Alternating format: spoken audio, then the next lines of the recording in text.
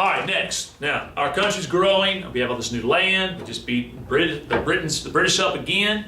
So let's lower it a little bit now as what's called our infrastructure.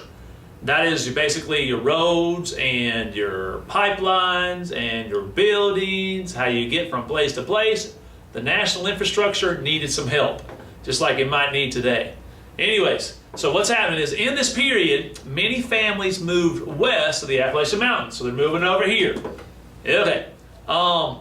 Then they would go there, they would claim land in this new American territory, all right, stretching all the way to the Mississippi River. So basically people are moving over here.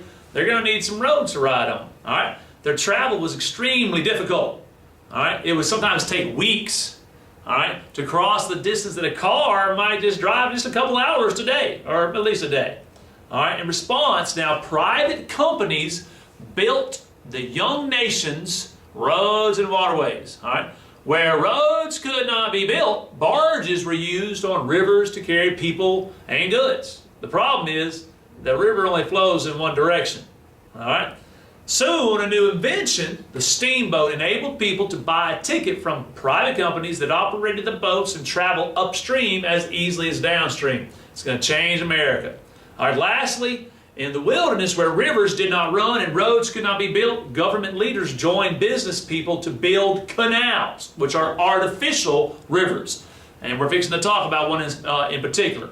All right, these shallow waterways were for barges, not steamboats, and had pathways alongside where horses or mules actually pull these barges up and down these canals. So you could go either way.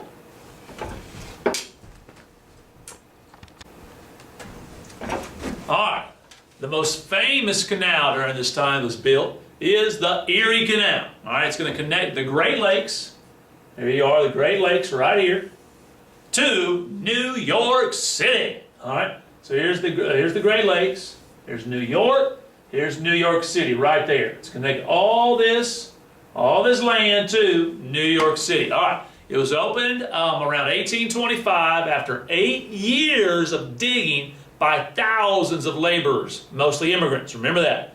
It stretches 363 miles from Lake Erie to the Hudson River. So 360 miles from Lake Erie, here it is, all the way across there, that red line, 363 miles all the way to the Hudson River, and then you can get it in your boat, you stay in your boat going down the Hudson River to New York City. All right, the Erie Canal served as a turnpike for barges where a road could not easily be built and greatly lowered transportation costs. This not only opened up western New York and regions further west to increase settlement, but also helped unite new regions with the Atlantic states. So check it out. Here's our Atlantic states. You could float all the way from across the Atlantic Ocean if you needed to, into New York City, up the Hudson River, into the Erie Canal, into Lake Erie, into Lake Huron, into Lake Michigan, into Lake Superior. And then, this is just wow. I mean, all this is now united because of the Erie Canal.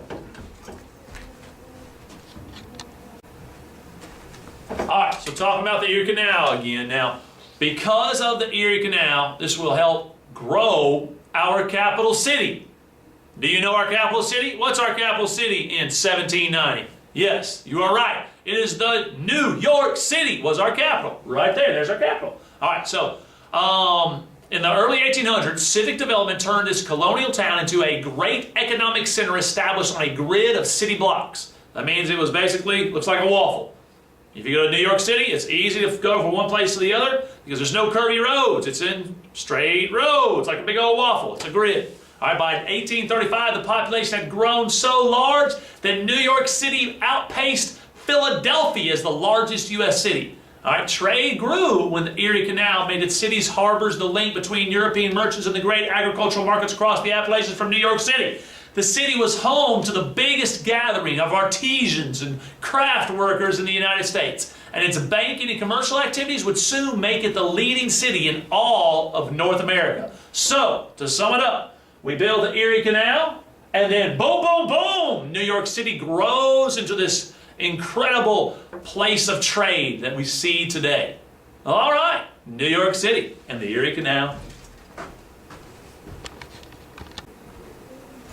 All right. now what's going to happen is, the United States has gotten a little bit cocky. And we're going to do what we do so well. We're going to stick our chest out. This president, his name is James Monroe. He's going to institute this thing called the Monroe Doctrine.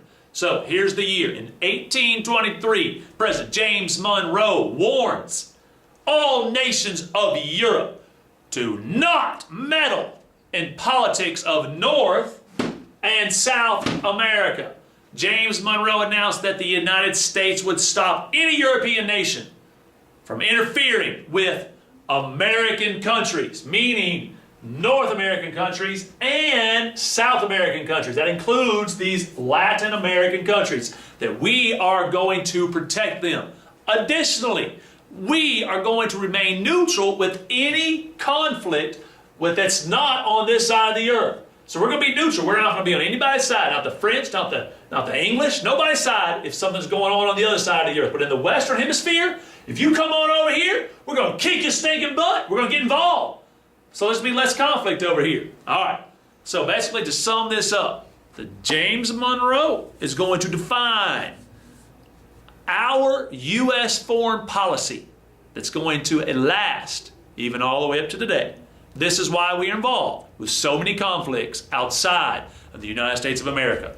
Sticking our chest out. The Monroe Doctrine.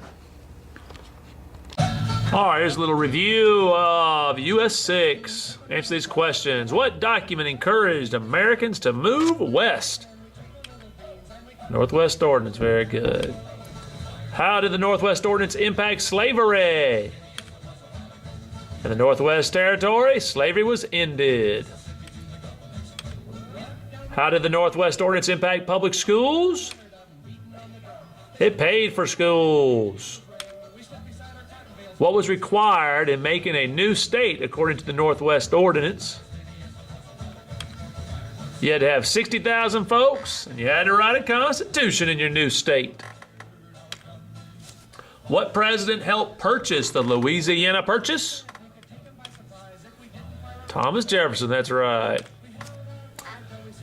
Who ruled France at the time of the Louisiana Purchase? And there he is on his horse. Napoleon. What did the Louisiana Purchase cost? And why was it sold so cheaply? $15 million. France was fighting a war and it needed some money. What country did we buy Louisiana from? That's right, France. James Monroe went to France and was only supposed to buy what? What city? Can you find it on the map? It's right there. New Orleans, that's right. What was Lewis and Clark supposed to do while exploring the Louisiana Purchase? Create maps and explore. And one reason for the War of 1812, and you're looking at it. Impressment. Define impressment. Taking Americans and making them serve on British battleships. That's right. Name a famous soldier who helped win the Battle of New Orleans. There he is, that cool hair. Andrew Jackson. Who did we fight in the War of 1812? And did we win? We fought the British or the English again, and yes, we won again. How do we feel about our country after beating the British again? It increased our national sentiment. That's right. What does nationalist sentiments mean? Love of country or great pride in country. What canal links New York City with the Great Lakes? And there it is. The Erie Canal. Oops, I spelt that wrong. What happened to New York City after the completion of the Erie Canal? It boomed. It grew into what it is today. And what statement warned Europe and the rest of the Eastern Hemisphere about making colonies in Latin America and the rest of the Western Hemisphere? And you see it right there. It is the Monroe Doctrine. That's right, folks. That's right. And lastly, name one reason for the Monroe Doctrine. to keep Europe out of the Western Hemisphere. No more colonization on our side of the earth.